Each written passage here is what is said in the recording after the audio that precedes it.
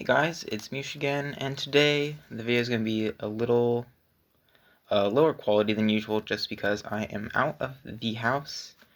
I'm not going to be back for a while, so I don't have my usual recording setup, but I wanted to get a video out while I'm busy editing something else that I've been working on. So today I figured we'd just open up these starter decks and kind of like look back on the first wave of starter decks and see like how they affected the game, what reprints they had, just like take a look back at the CG history.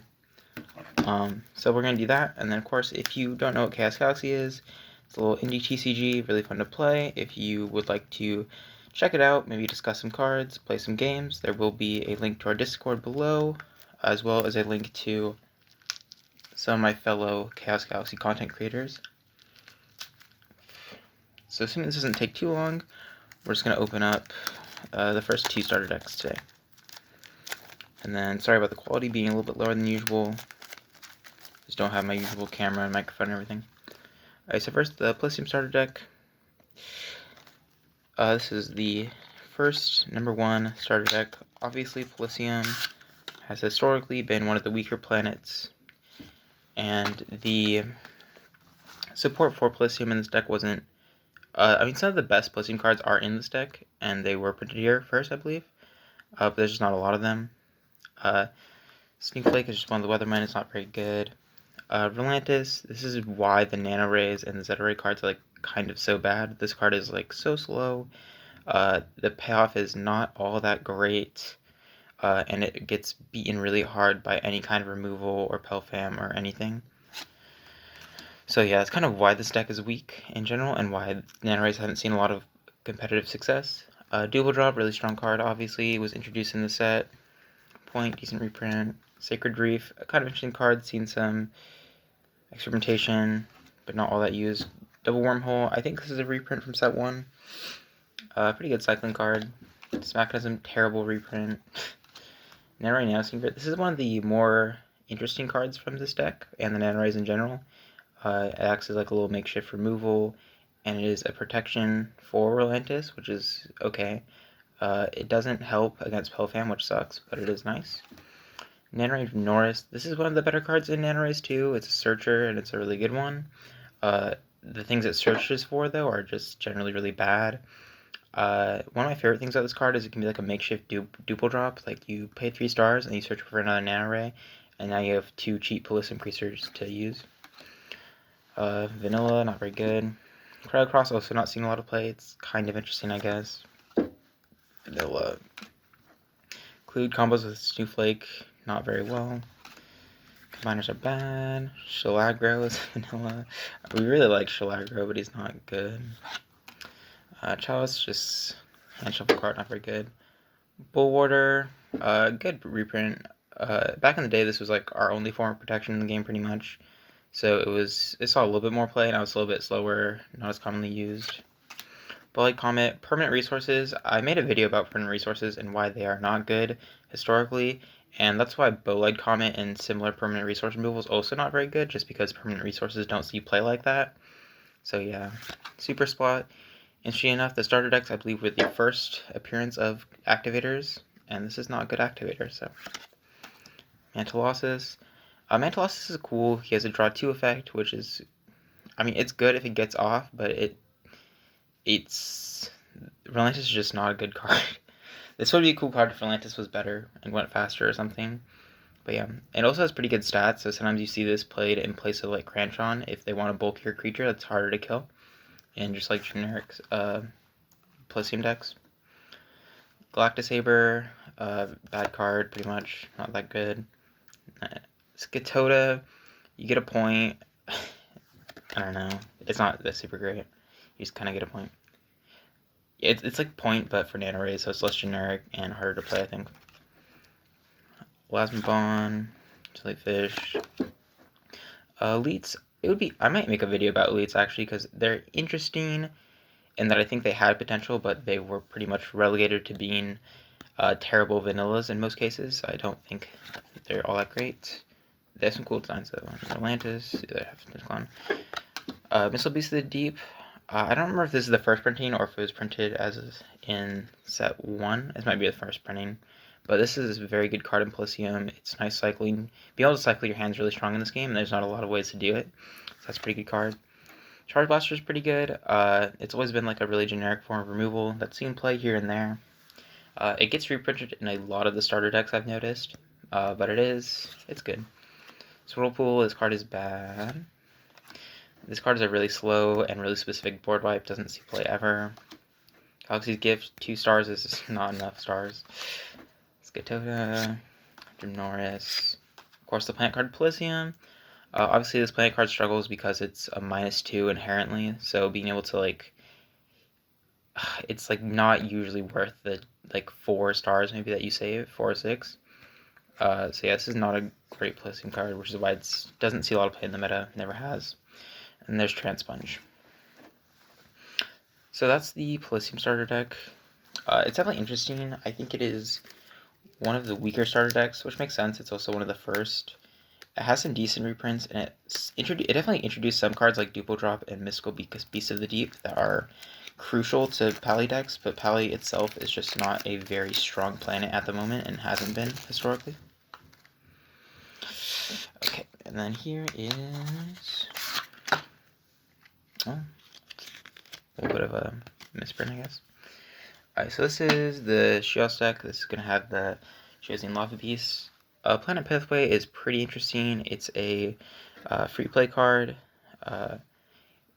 It just doesn't see play because it's not that great. But cuts like, would you rather pay 4 stars or so, or would you rather like go -1? Usually this just isn't worth it. It is interesting though. It's a cool card. Galactic this is really funny. I think Galactic Saber is in the Palicium deck and Galactic is in this one, which doesn't really make sense. Since this is supposed to be an aggressive deck and yet there's a health boost card in here. I think it's just a funny thing that happens. This deck does sometimes and used to do. Universe Boundary, interesting card, played in some decks, specifically Gas Combo, but it wasn't relevant in like the first 3 sets at all. Doesn't make sense in this deck, honestly, really. Don't know why it's here, but it is here. Behemoth. Behemoth's really cool. You kill a resource zone, which is epic. It's seen play in plenty of formats, in Sheos decks and other aggressive decks. Swinging for 5 is always nice. It's just a really good card all around in general, I think. Sheos Lava Crab, kind of a slow, small stat boost card, not that great. Sheos Lava Bat, this card is sad because this card is really, really cool. You get a free play Sheos Lava Bat, or any Sheos Lava creature besides Lava Bat when you kill another creature, which is dope, except most of the Sheos Lava creatures are really not that great, so this like lacks good targets. So I really wish Zach would support this archetype a little bit more, because I think there's a lot of potential here, especially with like Bat and it's just kind of Bat and Behemoth. I think they're pretty strong creatures, but they just don't have the support backing them to like be like that great. Elite Spark Eye, like I said, elites are kind of bad. Crocodile. The thing about attachments is there's not really a lot of great attachments to remove on the field. Like, by the time your opponent plays KO, by the time it's your turn, it's probably gone. It can remove Phantom Matter, I guess. Like, there's a couple things this can remove, but it's like the amount of times that you're going to kill an opponent's creature and then there's going to be a relevant attachment to remove is like so not often, and it's 5 stars, which does not help its case at all. So Crocodile has basically been relegated to never seen play. I saw PDF mess with it in like a wacky little hand control deck, but I don't think it's that great.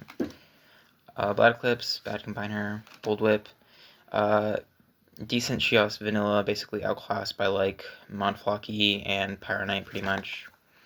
Sheos in Lava Hole, Lava Ean Hole. In theory, you would play this so that your lava creatures don't kill themselves, but playing a perma resource is so bad. It like puts you so behind. That's what my next video is going to be about. Why permanent resources are like real struggle cards. So yeah, this like does not make it worth pretty much, and the health boost isn't that great either. Firebolt is an interesting reprint. This card's never been that great. It's never been good at all. It's never seen play. The burn is just like too little, not very consistent. Like 2 Sheos creatures, yeah, that can happen sometimes, and then you'll get 2 points off of this, but why not just play Point Tree or like any other better burn card? Monflocky, 250, 150, super relevant stat line has always been pretty good, I think. Just like nice generic creature. Firewall is actually really interesting. The issue with this card is that Planetary Field, which was released in the next set, Deep Space Discoveries, just way better than this card. I think this would actually like put, if Planetary Field didn't exist, I think this kind of would put Sheos on the map as like kind of an interesting thing you would run for them. But right now you don't. Blade Comet talked about Permeate Source is bad, Blade bad. Sheos pretty interesting. It's a good planet. It's one of the better planets. 3 Sheos creatures, and then you draw. Being able to draw is super strong. Keep your card advantage up. Just like all around a good planet, I think. Pentarellicus. This is weird. It's like a weird Stargame card. I don't think it's good. Never really seen play. Crab. Molten Mage. This is an interesting one. I think this is like, I don't know why Zach did this for a long time, but he like gives Sheos health boost cards, which is like not really helpful for them at all. Like I don't, yeah. There's like no purpose to this card existing, but it does exist. Panther's actually really interesting. I think this is one of my favorite like overstated cards. Like 280, 250 is like such a good stat line. And then so if your opponent has like no creatures on the field, then you could like attack their planet with this, and then you'd have a really bulky creature around that they, and you don't have to kill anything on your planet because you attack their planet, not a creature.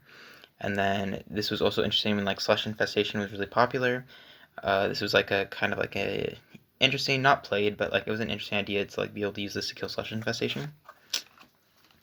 Sunshine is even worse than Snowflake, I think.